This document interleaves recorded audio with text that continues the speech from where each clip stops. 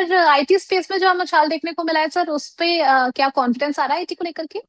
जी जरूर। आज अगर हम देखें तो पूरे आईटी पैक में एक अच्छा खासा यहाँ पर एक तेजी का रुझान देखने को मिल रहा है। अगर स्टॉक स्पेसिफिक भी बात करें तो ढेर सारे स्टॉक्स है जहाँ पर हमें एक अच्छा खासा वन वे रैली यहाँ पर देखने को मिल रही है। पर आप भी देखें तो एक वेट एंड वॉच मोड भी रहेगा। एफआईएस का कैश मार्केट में आने वाले दिनों में एक बहुत ही इंपॉर्टेंट फैक्टर रहने वाला है। साथ ही साथ अगर हम देखें तो परसिस्टेंट, टेकेम, साथ ही साथ दूसरे स्टॉक देखें तो एलटीएम, इन्फोसिस, टीसीएस, ये सारे के सारे स्टॉक आज अच्छे खासे परफॉर्मेंस दिखाते हुए नजर आ रहे हैं। अगर इनमें से किसी एक स्टॉक को भी अगर चुनना है तो टेकेम, ये चार्ट के ऊपर एक अच्छा खासा फॉर्मेशन यहाँ पर दिखाई दे रहा है। नीचे में देखें तो लगभग 1480 से लेके 1400 का एक अच्छा खासा स्ट्रॉन्ग सपोर्ट जोन है। और ऊपर में देखें तो 1600 का इमीडिएट एक हर्डल रेजिस्टेंस जोन निकल के आ रहा है। तो अगर किसी का एक शॉर्ट टर्म का नजरिया है तो जरूर टेक महिंद्रा में शॉर्ट टर्म बेसिस पे आप खरीदारी कर सकते हो। 1480 का स्ट्रिक्ट स्टॉप लगाएगा और पहला टारगेट 1600 से लेके 1620 तक के यहाँ पर आपको दिखाई दे सकते हैं। जी मैम। चलिए आगे बढ़े, कुछ और इंपॉर्टेंट खबरों की तरफ रुख किया जाए उससे पहले दीपक सर, आपकी तरफ से कोई ट्रेड कॉल रहेगा? कहीं पर अपॉर्चुनिटी आप देख रहे हैं क्रिएटर्स के लिए? जी जिस प्रकार से हम देख रहे हैं आज पूरे आईटी सेक्टर में एक तरफा रैली यहाँ पर दिखाई दे रही है, तो दूसरी तरफ देखें तो एफएमसीजी सेक्टर में ऊपरी स्तर हम्म। से एक प्रेशर यहाँ पर हमें बिल्टअप होते हुए नजर आ रहा है। तो वहां पर डाबर के फ्यूचर्स में फ्रेश बिकवाली की सलाह रहेगी। अगर किसी को फ्रेश बिकवाली करनी तो डाबर के फ्यूचर में जरूर यहाँ पर एक अपॉर्चुनिटी दिखाई दे रही है। सीएमपी देखे तो लगभग 428.55 के पास चल रहा है। सीएमपी से बिकवाली कर सकते हो। ऊपर में स्ट्रिक्ट स्टॉप लॉस लगभग 420 का यहाँ पर मेंटेन रखना है। और नीचे में पहला टारगेट लगभग 410 का रहेगा। और अगर ये 410 के लेवल्स का भी ब्रेक डाउन करता है तो आने वाले दिनों में 390 तक के इसके लेवल हमें जरूरी टेस्ट करता हुआ यहाँ पर नजर आ सकता है। चलिए, डाबर फ्यूचर्स में जो है अपॉर्चुनिटी बनती हुई नजर आ रही है। आगे बढ़ चलते हैं कुछ इंपॉर्टेंट स्टॉक्स की तरफ, जहां पर कुछ न्यूज़ेस निकल करके आई हैं। सबसे पहले Hyundai मोटर्स को अगर हम देख ले तो यहाँ पर डोमेस्टिक इनकी जो सेल्स है वो अच्छे खासे नंबर से इन्होंने रिपोर्ट किए हैं। पिछले साल के मुकाबले 9.1% का जंप हमें देखने को मिला है। टोटल सेल्स जो है उसमें भी 4.1% का ग्रोथ देखने को मिला है। ओवरऑल परफॉर्मेंस काफी ज्यादा पॉजिटिव और स्टेडी हमें देखने को मिला। बात करें काउंटर की तो यहाँ पर 18 से 71 के लेवल पर कामकाज करता हुआ नजर आ रहा है और 2.5% से ज्यादा की गिरावट है। दीपक सर, आपका व्यू Hyundai मोटर्स को लेकर के? जी अगर हम हुंडई मोटर्स की बात करें तो आज जिस प्रकार से हमें सेल्स फिगर जो देखने को मिल रहे तो उसी के चलते ऊपरी स्तर से यहाँ पर एक प्रेशर हमें बिल्टअप होता हुआ नजर आ रहा है। जब तक ये स्टॉक लगभग 1950 के ऊपर क्रॉस करके क्लोजिंग बेसिस पे क्लोज नहीं होता तब तक यहाँ पर फ्रेश खरीदारी करना भी थोड़ा सा अवॉइड करें। नीचे में वापिस अगर ये स्टॉक 1750 से लेके 1720 इस जोन में मिलता है तो जरूर वहां पर एक खरीदारी करने की अपॉर्चुनिटी रहेगी। नीचे में स्ट्रिक्ट स्टॉप लॉस लगभग 1530 रुपए का यहाँ पर मेंटेन रखना है। और ऊपर में जैसे ही ये 1950 के लेवल को क्रॉस करता है तो आने वाले दिनों में पहला टारगेट 2050 और उसके बाद 2125 तक के लेवल्स यहाँ पर हमें दिखाई दे सकते हैं। तो बाय ऑन डिप्स का लॉन्ग टर्म के नजरिए से व्यू बनाकर ही इस स्टॉक में कामकाज करना चाहिए।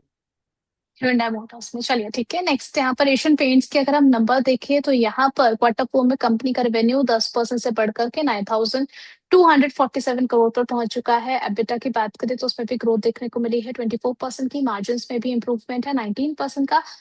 स्ट्रॉन्ग अर्निंग और अच्छा खासा प्रॉफिट जो है कंपनी ने रिपोर्ट किया है। प्रॉफिट की बात करें तो इस पे भी ऑलमोस्ट 70% का जंप देखने को मिला है। 1172 करोड़ पर इनका प्रॉफिट पहुंच चुका है। एशियन पेंट्स हम बात करें सर, लास्ट भी कुछ मंथ में हमने देखा था काफी ज्यादा फोकस में था, उन्होंने अपने प्राइजेस भी बढ़ाए हैं। 2631 के लेवल पर कामकाज कर रहा है 1.5% की गिरावट के साथ में। आपका व्यू क्या रहेगा?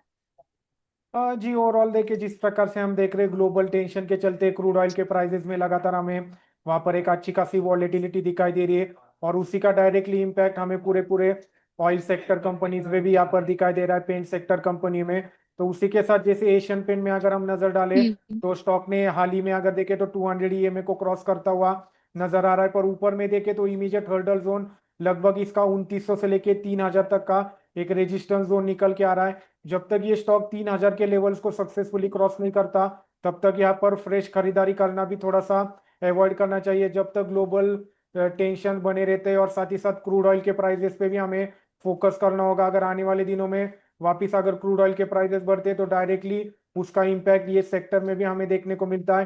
तो वो भी एक बहुत इंपॉर्टेंट फैक्टर रहेगा। और नीचे में देखे तो लगभग 2350 से लेके 2370 का एक अच्छा खासा स्ट्रॉन्ग सपोर्ट जोन निकल के आ रहा है। तो अगर किसी को फ्रेश खरीदारी करनी है तो सीएमपीपी भी खरीदारी कर सकते हो। निचले स्तर पे वापस 2500 के जोन में आता है, तो वहां पर पोजीशंस आप एवरेज आउट कर सकते हो। स्ट्रिक्ट स्टॉप लॉस लगभग 2350 2350 का मेंटेन रखना है, और ऊपर में पहला टारगेट 2900 से लेके 3000 रुपए तक का यहाँ तक हमें देखने को मिल सकता है। जी मैम।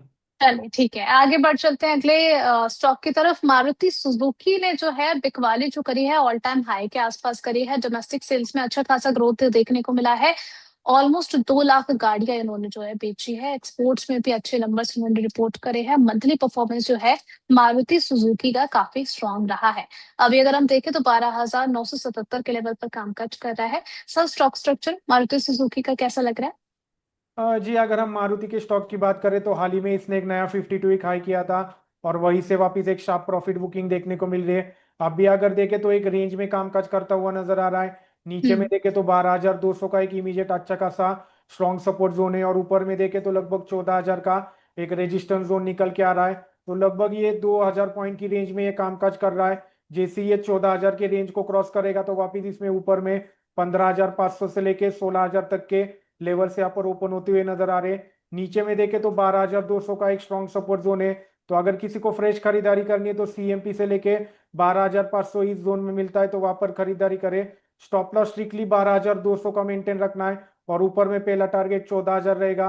और जैसे ही 14,000 के लेवल्स को ये क्रॉस करता है तो आने वाले दिनों में लगभग 15,500 से लेके 16,000 तक के लेवल से स्टॉक हमें दिखाता हुआ नजर आ सकता है।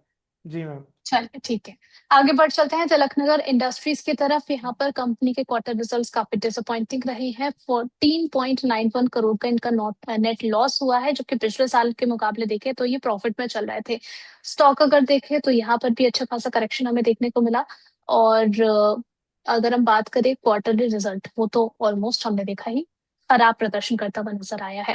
4.88% का दबाव देखने को मिल रहा है तिलकनगर इंडस्ट्रीज पर। 433 पर कामकाज कर रहा है। सर, शॉर्ट टर्म के लिए तिलकनगर इंडस्ट्रीज कैसा लग रहा है आपको? जी, अगर हम स्टॉक की बात करें तो लगातार ये स्टॉक भी हमें अच्छा खासा आउट परफॉर्म करता हुआ नजर आ रहा है। और अभी भी देखे तो लगभग ये 52 वीक हाई से हल्का सा ही गिरता हुआ यहाँ पर दिखाई दे रहा है। लगभग अभी देखे तो 200 ईएमए के पास ही अपना समय बिता रहा है। नीचे में देखे तो 380 से लेके 350 का एक अच्छा खासा स्ट्रॉन्ग सपोर्ट जोन है। जब तक ये स्टॉक 350 के ऊपर सस्टेन है तब तक आप ये पोजीशंस में बने रह सकते हो।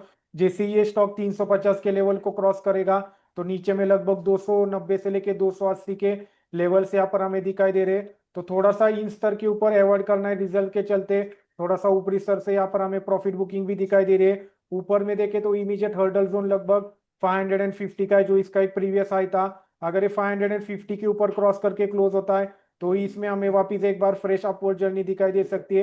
वरना ऊपरी स्तर पे थोड़ा सा अवॉइड करे और ऊपरी स्तर पे थोड़ा सा कॉशियस रखना सही रहेगा। जी मैम। चलिए बढ़ चलते हैं वॉकआउट फार्मा। अगर